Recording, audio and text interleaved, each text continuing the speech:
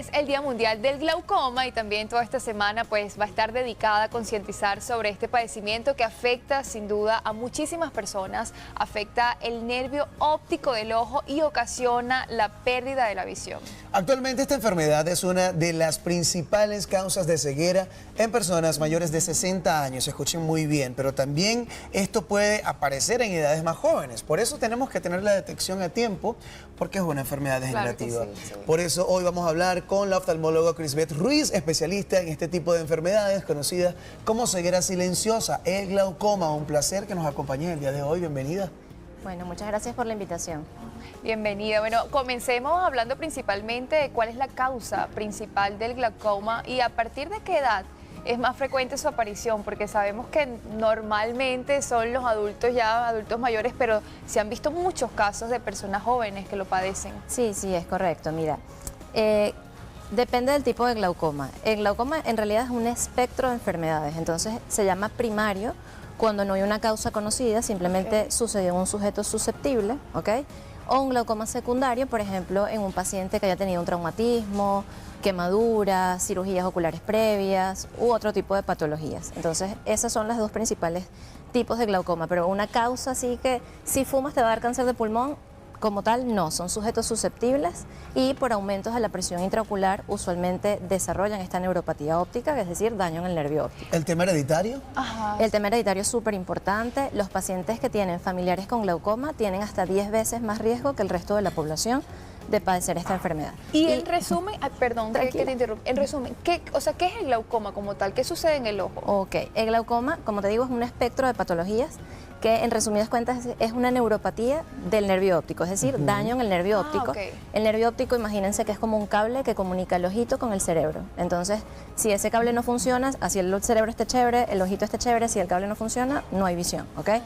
¿Por qué se daña? Normalmente está asociado es por aumento de la presión intraocular, a pesar de que hay excepciones, por supuesto, está el glaucoma de presión normal que existe, pero en la mayoría de los pacientes es por aumento de la presión ocular. Y para contestar lo que me habías dicho al principio, respecto a la edad, existe el glaucoma juvenil en pacientes menores de 35 años, no es lo más común, pero sí existe, incluso el glaucoma congénito en pacientes pediátricos menores de 10 años. Wow. Lo más común es a partir de los 40 años y la prevalencia aumenta con la edad, siendo más frecuente de lo que tú comentaste a los 60 años. Es así. No, y muy importante también saber cuáles son esos síntomas de glaucoma. La visión tubular es una de las cosas que más se empiezan a manifestar, ¿no? Sí. Y me llama poderosamente la atención esto porque a veces no sabes qué es lo que te está pasando. Y he visto mucha gente que dice, hagan un ensayo y te das cuenta muy rápido. Y es hacer quizá esto, cuando tu visión pierdes parte del campo visual a los lados, que ya no puedes ver lo que está sucediendo aquí. Esto es lo que pasa con un glaucoma. Claro. ¿No? Empiezas a tener una visión tubular y empiezas a perderla. Mira, el peligro y lo que comentaron al principio, que es el ladrón silencioso de la visión, es porque precisamente en los estadios iniciales no suele haber ningún tipo de síntoma y ya esa visión tubular que hablas es ya en los estadios finales, porque has perdido toda la visión periférica y eso es por muerte de esas neuronas. Por lo tanto, se puede resarcir ese daño. Es correcto, es irreversible lo que se pierde por glaucoma. Entonces esa es la importancia y el Día del Glaucoma es justamente para concientizar a la población de que esta patología es fácilmente prevenible acudiendo a los controles oftalmológicos anuales. En una consulta oftalmológica completa te deben tomar la presión ocular, que es el primer factor de riesgo, y también te tienen que dilatar la pupila y evaluar el nervio óptico, que es donde el otro sitio donde podemos ver cambios a nivel de la consulta para el glaucoma. Entonces, simplemente con una consulta de rutina podemos descartarlo.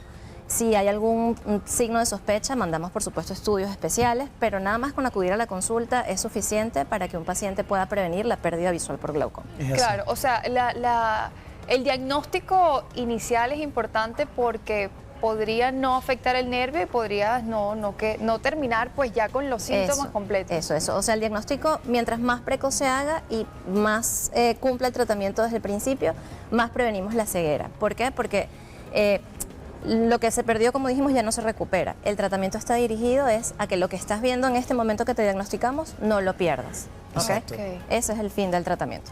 Detenerlo a tiempo. Detenerlo. Para que no siga avanzando. Hablando de también otro tipo de infecciones, ¿no? ¿Cuál es la manera más común de contraer una infección en los ojos?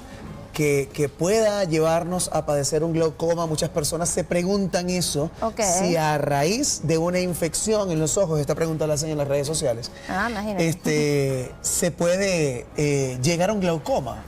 Mira, no es algo frecuente, pero sí pudiese, por ejemplo, un paciente que presente una queratitis, que es una infección en la córnea, y que afecte también la parte interna del ojito, que es una queratoveitis. En algunos de estos pacientes, posterior a la uveitis, pueden desarrollar glaucoma. ¿Cómo no? Eso sería un glaucoma secundario, lo Wow, que había hablado.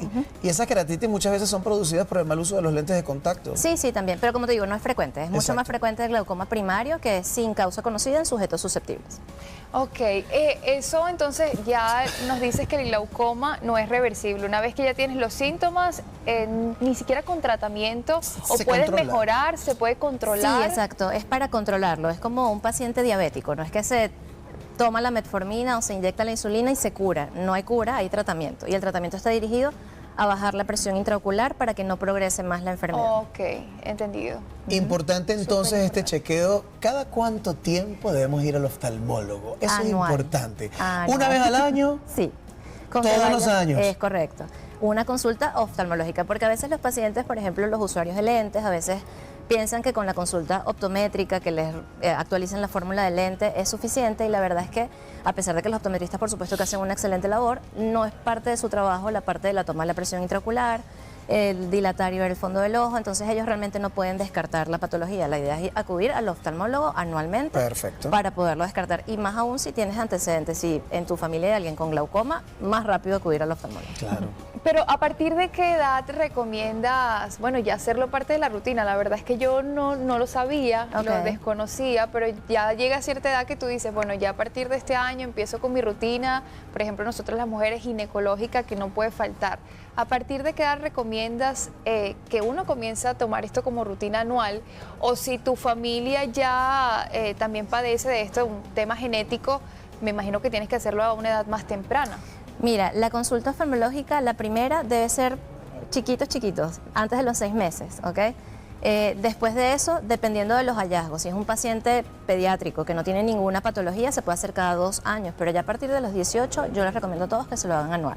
Ah, a partir, A partir de los 18 años. Y también cuando veamos algunos síntomas en Claro, niños, ¿no? claro, En los claro. pequeños. Porque, Claro. por ejemplo, hay muchos chamos que cuando están jugando te das cuenta de que les cuesta, o tienen que agarrar los objetos y traérselos Se los bien pegan, cerca sí. para poder verlos. ¿Qué hay de cierto en las personas con enfermedades como la diabetes o lupus están más propensas a padecer glaucoma? Sí, no es una relación causa-efecto, pero sí es un factor de riesgo. Los pacientes hipertensos, diabéticos, con enfermedades autoinmunes como el lupus, tienen más predisposición a sufrir de glaucoma.